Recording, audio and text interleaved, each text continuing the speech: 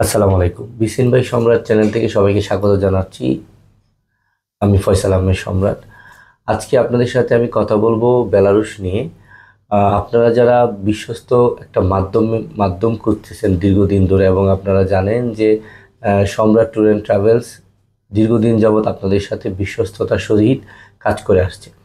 আজকে কথা বলবো বেলারুশ নিয়ে। আপনারা জানেন যে বেলারুশ হচ্ছে পোল্যান্ড এবং লিথুনিয়ার মানে বর্ডার কান্ট্রি, এবং বেলারুশ নন সেনজেন একটি দেশ, ইউরোপের একটি দেশ, নন সেনজেন একটি দেশ। এবং বেলারুশে কিন্তু আপনার খুব সহজেই এখন আমরা ভিসা পাচ্ছি।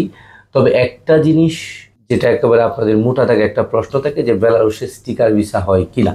না, বেলারুশে স্টিকার ভিসা হয় না। বেলারুশে আমরা টেলেক্সের মাধ্যমে ওকে টু বোর্ড করে তারপরে আমরা ম্যান পাওয়ার করে ফ্লাইটটা এখন দিচ্ছি। আমার বেশ কিছু যাত্রীর বেলারুশে ইতিমধ্যে বিএমইটি ম্যান পাওয়ার হয়েছে, এবং তাদেরকে আমরা আশা করছি আজ বা কালকের মধ্যে টিকিট দিয়ে এবং ফ্লাইটের ব্যবস্থা করে দিব। তো আপনারা যারা বেলারুশে নিয়ে চিন্তা ভাবনা করছেন বা বেলারুশ যাওয়ার জন্য চিন্তা ভাবনা করছেন, আপনারা যোগাযোগ করতে পারেন আমাদের স্ক্রিনে দেওয়া নাম্বারে। আপনাদের বেলারুশ নিয়ে যে প্রশ্নটা থাকে যে এখানে কাজটা কি হবে, বেলারুশে মূলত কনস্ট্রাকশন এবং ফ্যাক্টরি ওয়ার্কারের কাজ আছে।